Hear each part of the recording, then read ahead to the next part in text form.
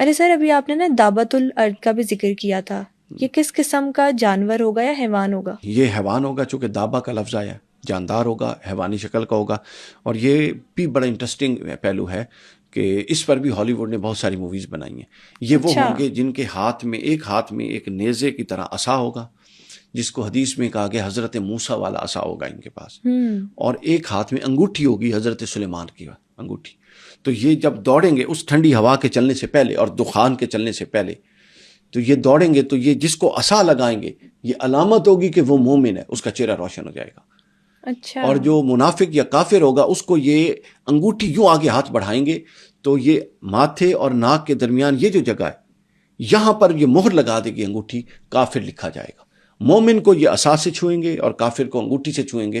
گویا کہ یوں کر کے یہ دونوں چیزیں ملا کے یہ دوڑیں گے اور دنیا کے ہر انسان پر یہ ٹھپا لگا دیں گے. پتہ لگ جائے گا دابت الارض کے ذریعے یہ مومن ہے یا کافر. یہ کام کر کے یہ پھر ڈسپیئر ہو جائیں گے، غائب ہو جائیں گے. اس کے بعد دیکھیے نا، اس کے بعد پھر دھواں آئے گا.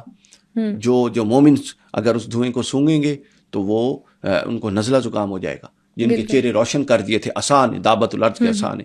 اور جو منافق ہوں گے وہ بے ہوش ہو جائیں گے. پھر اس کے بعد دھواں، اس کے بعد ٹھنڈی ہوا چلے گی جس سے پھر وہ مومن جن کو آلریڈی وہ آئیڈینٹیفائی ہو چکے ہیں مومن، وہ فوت ہو جائیں گے.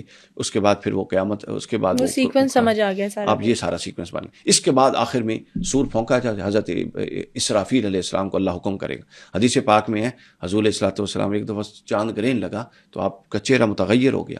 تو پوچھا صحابہ نے کہ کیوں پریشان ہے؟ فرمایا کہ اللہ نے اسرافیل کو حکم دے دیا اور اسرافیل اپنے منہ میں سور کو پکڑ کے بیٹھا ہوا ہے کہ کس وقت اللہ کا حکم ہو. اور یوں کان لگا، یعنی میں مفہوم بیان کروں حدیث کا، کہ وہ اسرافیل یوں کان لگا کے بیٹھا ہے کہ باری تعالیٰ کب حکم دے گا اور میں سور کو پھونک دوں گا. تو فرماتے ہیں جب اس طرح کے واقعات ہوتے ہیں تو اللہ کو یاد کیا کرو، چونکہ اسی طرح کے واقعات سے قیامت کی ابتدا ہوگی. یعنی بلڈ مونز جو ہوتے ہیں وہ بھی نشانی ہوتی ہے. بالکل، یہ سب نشانیوں میں سے ہوتی ہے. پھر اس کے بعد سور پھونکیں گے تو ایک دفعہ جو کچھ تھا وہ ختم ہو جائے گا، سب کچھ تباہ و برباد ہو جائے گا. جو کفار تھے وہ بھی مر جائیں گے، زمین آسمان بھی تباہ و برباد ہو جائیں گے، سورج بھی لپیٹ دیا جائے گا. پھر قرآن مجید نے اس کا نقشہ دیا، پہاڑ روئی کے گالوں کی طرح ہو جائیں گے، سورج چاند ٹکرا جائیں گے، سب کچھ ختم ہو جائے گا.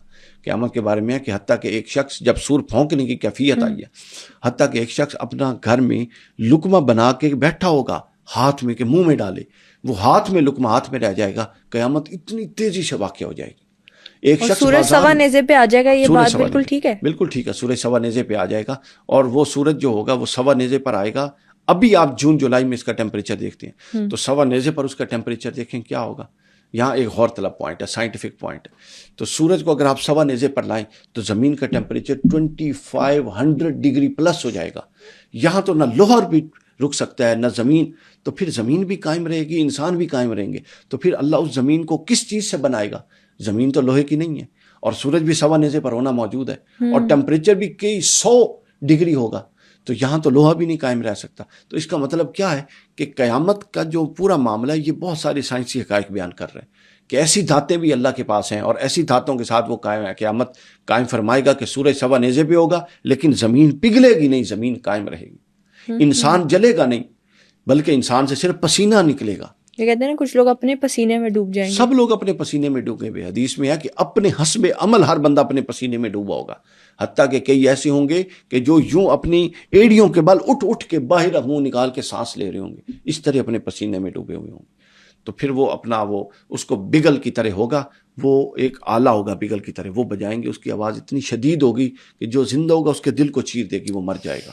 اور حتیٰ کہ زمین اور آسمان اور در و دیوار اس آواز کو، اس کا تحمل نہیں کر سکیں گے اور سب پھٹ جائیں گے اور ختم ہو جائے گا روئی کے گالے.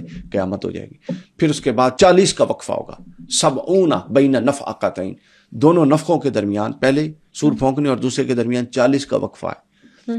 حضرت ابو ہریرہ نے پوچھا صحابی سے کہ کیا 40 دن ہیں؟ فرماتے ہیں مجھے نہیں معلوم.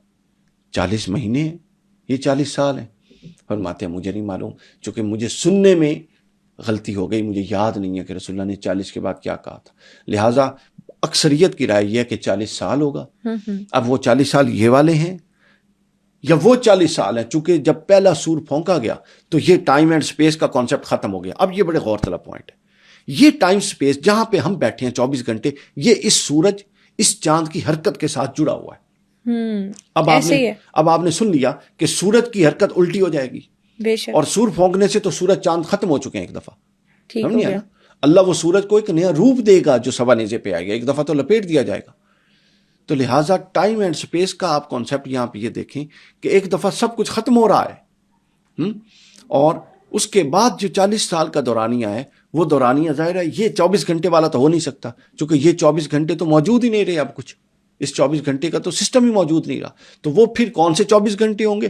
اس کی طرف پھر علماء کا اشارہ ہے کہ وہ 50,000 سال کا ایک دن ہوگا، اور اس کے مد مقابل وہ پھر 40 سال ہوں گے. یہ ایک بڑا طویل دورانیہ بن جائے گا. پھر اس کے بعد دوسرا سور پھونکیں گے تو جو مرے ہوئے تھے پھر وہ زندہ ہو جائیں گے.